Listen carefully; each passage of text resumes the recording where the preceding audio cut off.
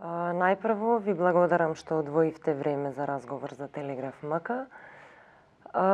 Би сакала да започнам со изминативе години новите ангажмани во МНТ.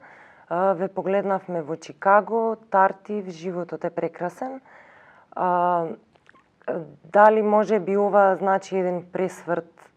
Навикнати сме да ве гледаме во театарот за деца и младинци, сега нели малку и по-возрастна публика, да речам, се опфаќа. Значи вака, јас кога завршив факултет, односно до кога дојдов до дипломска, јас бев бремена. И нормално си пројде дипломската, се породив. И кога мислев дека сите ме заборавија и дека мојата кариера ќе оди во понор, се случи да се јави тогашниот директор на Драмски театар Благоје Чоревски и да ме праша: добро, ти мислиш ли да работиш? Зашто тоа не е тоа фалба, меѓутоа бев една меѓу подобрите, да кажам, на факултетот за студенти, на факултетот за драмски уметности. И кога ме праша дали сакам да работам, јас веднаш отидов во Драмски, работев многу кратко време на паушал. И пред мене се вработија Дат Сенко Ѓоко и Софија Куновска и после месец дена се вработев јас во Драмскиот театар. Значи јас почнав на таа сцена да работам, додека не дојде човекот кој го формираше, да кажам, на некој начин театарот за деца и младинци, Чадиковски. И после двегодишно молење, јас некако не знам зошто во тој период се решив да дојдам во театар за деца и младинци. Нов театар, има простор да се одигра се, тоа требаше да биде театар и за деца и за возрастни. Младинска, нели, возрастна сцена. И како тоа се случи, испадна да едноставно човекот не затвори. Не можевме да играме на страна, кога најмногу бевме во екот на младите години, на убавите години, кога требаше да се создава некоја кариера, да кажам, за возрастни, или се, пошто за тоа збориме. И се случи така да безкришно нешто правевме. Па тоа беа ужасни моменти. Се додека не се промени директорот, па јас веќе почнав веќе режисерите да ме бараат и полека. Иако во една, сакам да кажам дека и режисерката Нела Витошевиќ е малку заслужна за целото тоа, зашто она после со неја работевме вагинални монолози и откако одиграв еден монолог, многу тежок монолог во представата, и onda само ми рече: треба да размислиш малку да се префрлиш на другите даски. Што се за повозрастна публика, иако и во театарот имаме ние вечерни представи. И младински вечерни, меѓутоа тие младинската не е толку етаблирана и за возрастни, нели сега почнува, да кажеме, на некој начин. Луѓето се научени со деца да доаѓаат. И така можам да кажам дека ја послушав на некој начин и се случи Чикаго. После во Чикаго ме гледал Александар Морфов, па ме повика да играм во Животот е прекрасен. Па во Животот е прекрасен ме гледал Галин Стоев, кој работи во Комеди Франсез, па ме повика тој. И така некако се надоврза работите. Така да дојде и моментот уште Чикаго кога работев, да ме покани директорот да направам трансфер во тој театар. Да, тоа сакав следно да ве прашам. Да, иако не се уште тоа, нели, јас едноставно мислев дека тешко ќе се одвојам, нели, иако ова е моје првенче, како да кажам. Да. И кога патот не понесе по некоја друга патека, да кажам, и само реков, јас и детето моето првенче кога го родив, јас сега се одвоив од него, живеа сам. Па тоа не значи дека престануваш нешто да сакаш. Може би уште повеќе го сакаш. Така да и решивме по некој со мажот ми по некој друг пат малку да тргнеме, затоа што никогаш во животот не се знае, ти се дава ретко прилика, па можеби после ќе се каеме ако не пробаме, не видиме и така, и ако се уште не е направен трансферот, се надевам во најбрзо време дека ќе се случи тоа што дека во најбрзо време ќе се случи. Па така тоа е тоа, меѓутоа дали годините веќе ми прават, нели, онака малце и по некоја издржливост, па си велам полека, што дојде. Битно е што сум ја задоволна и исполнета и што играм и што работам. Така да луѓето, јас со публиката немам никаков проблем веќе години. што велат, не треба ништо да направиш, само да излезеш што сака публиката. Јас Да. упорно учам дека треба да си многу искрен према публиката, да си најобичен за да те примат на тој начин и да те сакаат и да сакаат да те гледаат. Да, веќе и се навикнавме, кога ќе ве погледнеме на сцена, доволно е само да се појавите без ниту една кажана реплика, ништо да не направите, ги собирате сите аплаузи. На што се должи тоа? Па тоа се должи веројатно на некоја енергија, на мојата љубов кон она што го работам и мојата љубов и желба да го предадам тоа на обичен гледач. Односно да ги натерам тие луѓе да живеат со мене додека сум јас на сцената. Претпоставам дека тоа е малце и ген, нели, кога успевам да соберам и сите тие енергии што се во различни од публиката, да можам да едноставно тоа е љубов према она што го работам и љубовта да ја пренесам на таа љубов да ја пренесам на луѓето и автоматски публиката е секогаш наклонета кон мене. Веројатно за тоа се работи, сега не можам некоја конкретна дефиниција да кажам. Сепак потекнувам народски човек, ние сме луѓе, само што медиумот малку си прави други моменти, нели, на популарност и така. Што не викам дека не е во ред, меѓутоа човек секогаш, јас живеев со звезди. Татко ми и мајка ми биле звезди во тоа време, каде што малтене титул куќа ни доаѓал, или кога доаѓал јас сум била во скут на Јованка, значи зборам за тоа време. Па никогаш во животот не ми рекле дека јас сум некој нешто и дека треба. Не, едноставно ми викале секогаш приземно. И можеби сум досадна сега и со деца што работам и со децава сега на Кастинг Талент шоу. Им велам затоа што доаѓаат веќе спремни. Не. Имате уште многу голготи во животот да поминете. Значи на земја. Што сте повеќе на земја, тоа и моќта е поголема. Викам, вие направете го тоа да биде моќно, па да се чуе до небо и до звезди. На тој начин, значи ги учам на некои такви моменти и работи што мислам дека ете, сепак го донесе успехот онаков како што го имам сега во однос на публиката. Се надевам до сега и дај Боже никогаш да не изневерам публиката ни. Мислам, не сум човек што ги оставам работите. Што биде, нека биде. Не. Тоа е работник, голем сум, голем работник, можеби досадна сум малку. Меѓутоа сум голем работник и тоа се изгледа дека е од ракав, нели, во моментот. Не, се треба многу работа. Потекнувате и како што кажавте од музичко-уметничко семејство. Не треба да ме поставиш прашање, свеќе ти. Да. Зошто се одлучивте за глумата како примарна ваша професија, не музика? Кога бев мала, моите инсистираа да одам повеќе, татко ми инсистираше јас во музичко да одам. Јас музичко не сакам. Јас пеам и се, меѓутоа инструмент мене некој посебно не ме влече. Ни еден инструмент, јас сакам да седнам ми клавир, сум свирала и ми останала една композиција, ама тоа е во ретки моменти.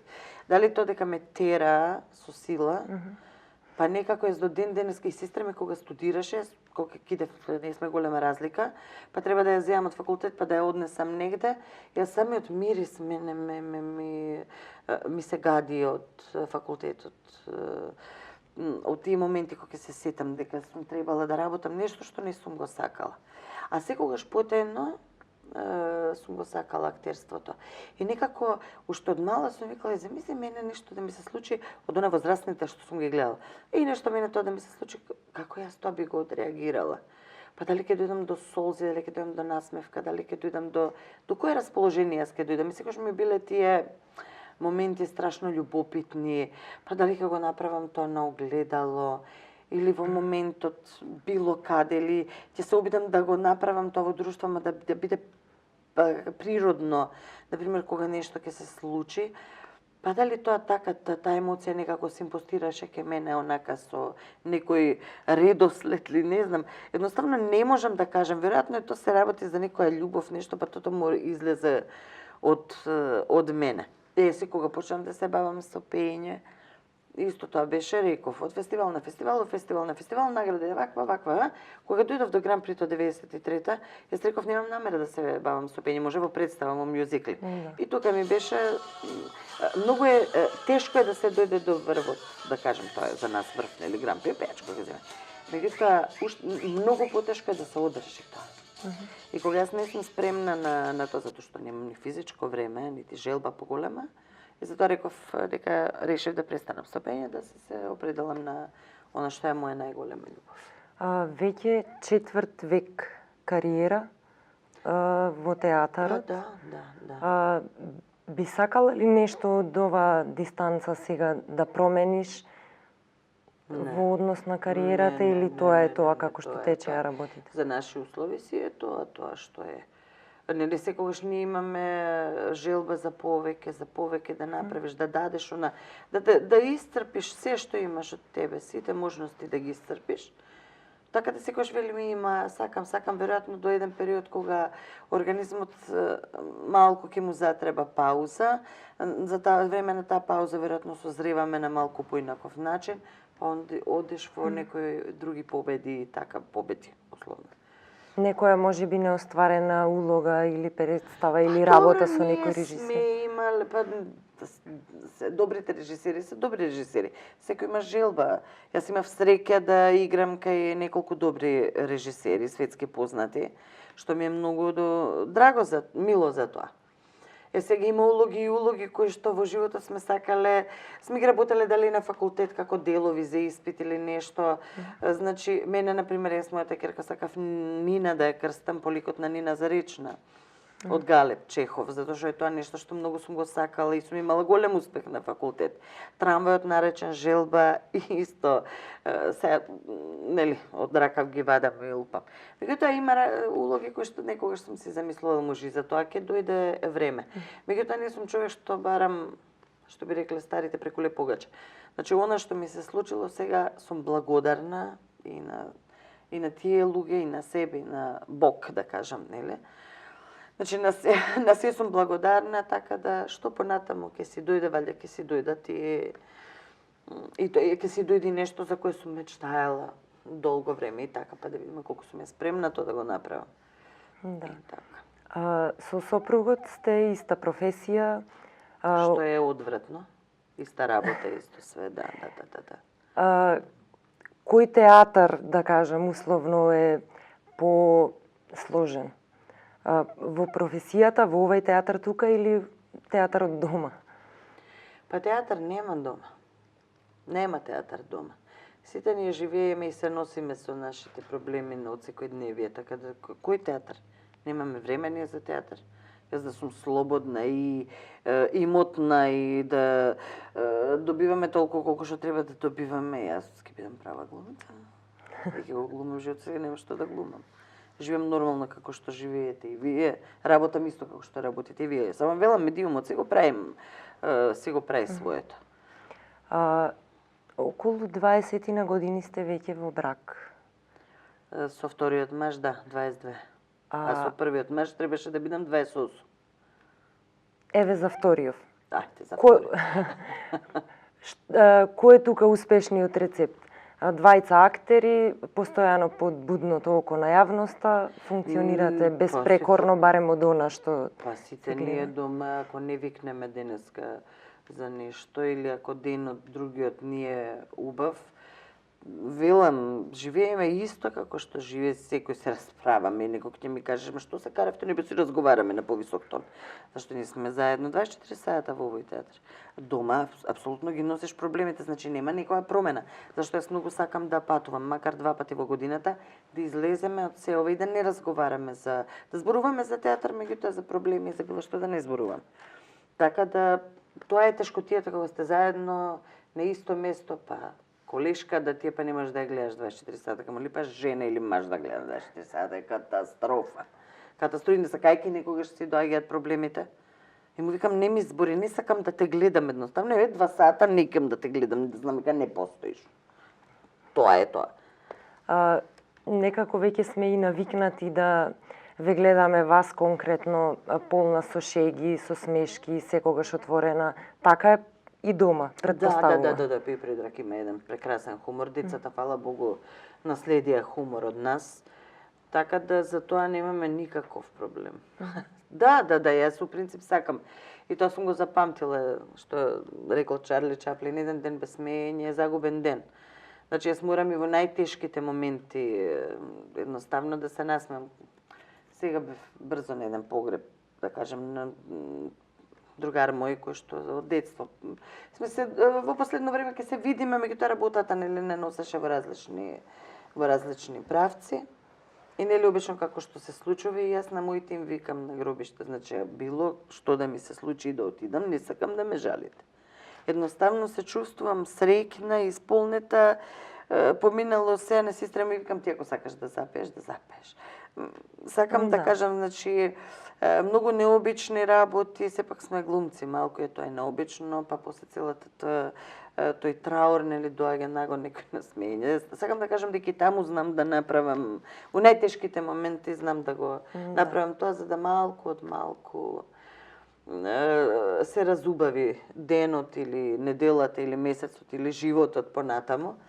Така да си према моите деца сум исто така, значи ако дојде некоја работа дошла, неме тука правиме чекори, одиме понатаму, дал ке плачеме, дал само треба да сме искрени еден према друг, да функционираме на тој начин, зашто знаат, јас дека гинам за нив. Гинам. Меѓутоа, он има 27 години, она има 21, до денеска денешен не ми се случило да ми повишат тон или да се расправаат со мене, или да ми бараат нешто што јас не можам да им го дадам. Значи, од таа страна можам да речам, значи, да се има еден не здраво почит, меѓутоа една почит, дека ја свесно сум те донела на свет, давам се од себе и сакам едноставно, сум другарка голема со тебе, на тој начин сакам и да се функционира. Значи, кој ќе дојде, јас сум таа што треба да ти го пренесам, тој да кажам стоп, идеме понатаму. Тоа се работите што се случуваат.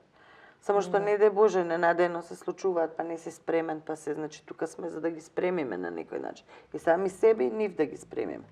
Затоа велам се, јас малци од околу свртев, само за да кажам начинот на кој реагираме. Сепак сме глумци. Муабетот во банка или муабетот на друго место е малку поинаков кај нас, другачие малку поинако се живее животот. Нели кој ќе глумците малку сте да. Сме затоа што ги живееме вашите животи, ги играме вашите животи. Јас мојот да го живеам супер ќе видам. Ама пошто го играм твојот живот, затоа ќе завршам утре можеби во лудница. Да. Наполнивте 50 години. Точно. Од аспект на жена, како се чувствувате? Супер. Супер. Сега последната представа на Тартив имаше многу убава публика, многу убави жени. Јас се чувствував најсекси, тоа ми го рекоа дека сум најсекси жена од се и на моите 105 кила се чувствувам одлично. Можам да пренесам се како жена, апсолутно не ми смета. Освен нели маш колку е научено на како тебе Славички. Ама се вртат, ја треба да паднам, да се сопнам за да се завртат према мене. А на сцена тука сум па ме гледа. Се шегувам. Да се навратиме за крај за МНТ. Се подготвува ли нешто таму или тука, на што работите следно? Сега во моментот требаше да се работи, јас во исто време и Тартив кога работев, овде требаше Боњо Лунков да работи мюзикл, значи тој е професорот со кога работиме со години и човекот со чии представи ни го донесе театарот до пиедестал, како ќе оди понатаму, не знам. Имаше тешка операција трета поред, така да ќе му треба малку подолга рехабилитација. Така да, значи следното овде не е тој мюзикл што треба да се работи, а во МНТ како ќе продолжат работите, како ќе се среди со трансферот, кога ќе дојде, дал ќе дојде, како ќе дојде. Значи чекам се уште нели да се случи тоа, па за да знам да можам каде да. Мада јас реков и да отидам во МНТ, овие представи, дел од представите што си ги играм овде без финансиски надоместок, тоа е сепак мој дом. Прв мој дом, така да тоа ќе си продолжам апсолутно да си го работам. Тања, ти благодарам многу за одвоеното време. Ми беше чест.